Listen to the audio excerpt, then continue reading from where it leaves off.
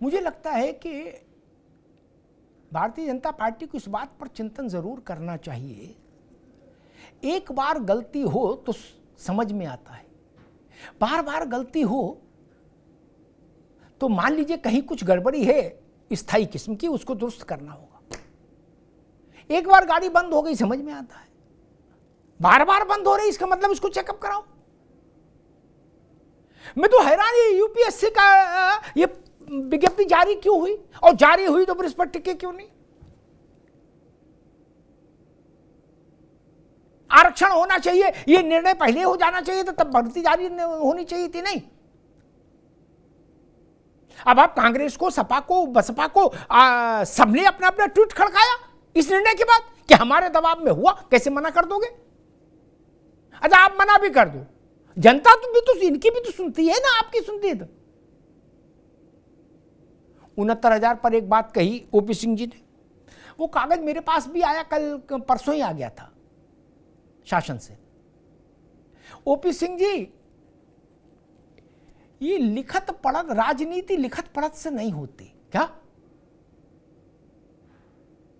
राजनीति परसेप्शन से होती है, परसेप्शन से होती है, परसेप्शन से होती है। वो कागज है मेरे इस मोबाइल में,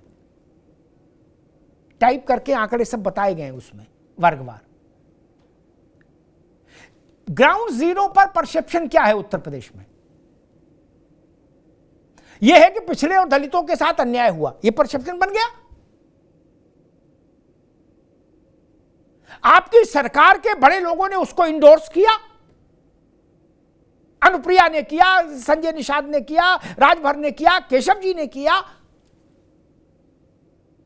सबने इंडोर्स किया। तब परसेप्शन महत्वपूर्ण होता है। एक उदाहरण दूं, सही गलत मैं नहीं कह रहा, इसलिए हमसे नाराज बहुत ज्यादा मत होना, थोड़ा ही होना, जिसको भी भाई अजीब लगे। अखिलेश यादव की सरकार में तभी मैं इसी भूमिका में रहता था।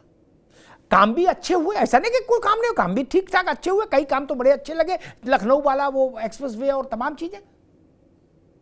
लेकिन परसेप्शन क्या बना? खुली दुकान तुम्हारी, बंद दुकान हमारी। क्या बना ना? उस परसेप्शन का परिणाम क्या हुआ? पार्टी 47 सीट पर आ गई थी। इस बात से कपीश जी भी सहमत होंगे, ओपी सिंह जी भी सहमत होंगे। क्या किसी ने ये तो नहीं कहा कि भाई क्या पूरे प्रदेश में ऐसे हुआ, लेकिन धारणा बन गई तो बन गई। सपा वाले भी ऐसे एक लिस्ट भेजते थे कि भैया देखो कहीं ऐसा नहीं हुआ। अब लिस्ट का भैया क्या करे, ननकू और रज्जाक तो मानने को तैयार नहीं। मुझे लगता है कि धारणा का खेल है ओपी सिंह जी। 69,000 का विषय छोटा नहीं है, उसमें आरक्षित वर्ग और अनारक्षित वर्ग अगर एक दूसरे के सामने आ गए, विरोध में आ गए, तो वो स्थिति और खराब होगी। मैं इसलिए बार बार चिंतित हूं।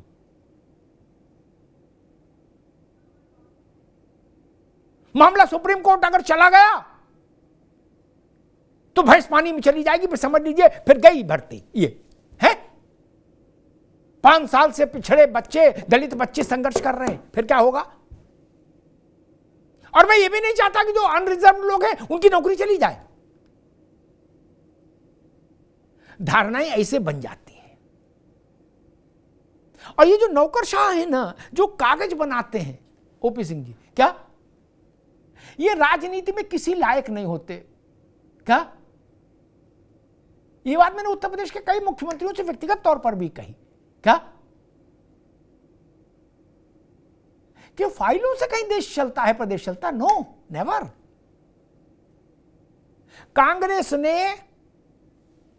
कांग्रेस को भी इतनी चैतन्यता है नहीं, वरना अर्जुन सिंह ने हायर एजुकेशन के संस्थानों में पिछड़ों के लिए आरक्षण का रास्ता खोला, एडमिशन में खोला ना। लेकिन कांग्रेस में इतनी हिम्मत नहीं कि उसका क्रेडिट ले ले। क्या? चूंकि वो मंडल वाला इतना जोर का भूत उनके पीछे भागता है, क्या कि इनकी बात नहीं सुनता आदमी, कह रहे चुप रहो भाई,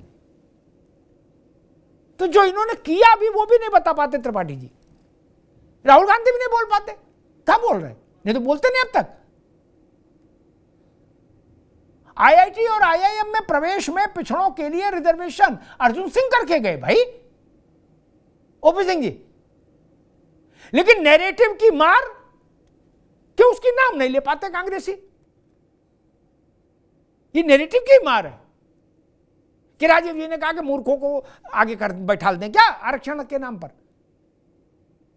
पिछड़े के मन में बैठ गई कि भाई ये गांधी परिवार हमारे पक्ष का नहीं, बात खत्म हो गई। उस दिन से इनको कभी 272 सीट नहीं मिली। इसलिए मैं कह रहा हूं परसेप्शन महत्वपूर्ण है, परसेप्शन महत्वपूर्ण है मित्र। और एक बात मैंने कल भी कही थी ओपी सिंह जी, ये कागज भेजने से कुछ नहीं होगा, बताने से ना। एक छोटी सी सलाह देता हूं, कल भी मैंने कहा था, आज फिर रखता हूं, और मेरी बात से सब लोग सहमत होंगे क्योंकि सरकार में कभी कोई दूसरा भी आता है। जिन अधिकारियों ने ये 69,000 भर्ती में आरक्षण की व्यवस्था ऐसी बनाई जिसको हाई कोर्ट ने रद्द किया, उन अधिकारियों के नाम सार्वजनिक करिए, उनको 24 घंटे के भीतर दंडित कर दीजिए। तब भी लगेगा कि हां चलो भाई कम से कम। और अगर वो दंडित भी नहीं हुए तो माना जाएगा कि जो कुछ हुआ था वो उसमें आपकी सहमति सहभागिता थी, आपने चीजें देखी और आपके निर्देशन से हुई। अगर अधिकारियों ने किया तो अधिकारी दंडित होने चाहिए।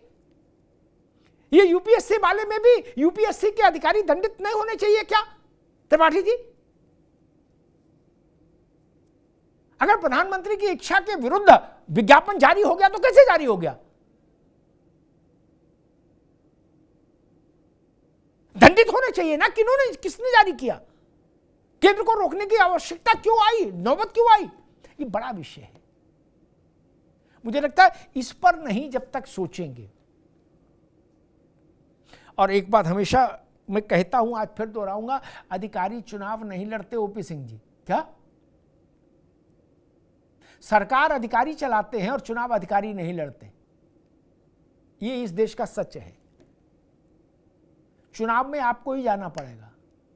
अपनी सरकार के उन फैसलों के लिए भी अखिलेश जी ही जिम्मेदार ठहराए गए 2017 के चुनाव में, जिन फैसलों में उनकी कोई भूमिका बहुत सीधी नहीं भी थी। लेकिन दूल्हा आप हैं तो जिम्मेदार भी आप होंगे, ये ध्यान रखिए। धन्यवाद।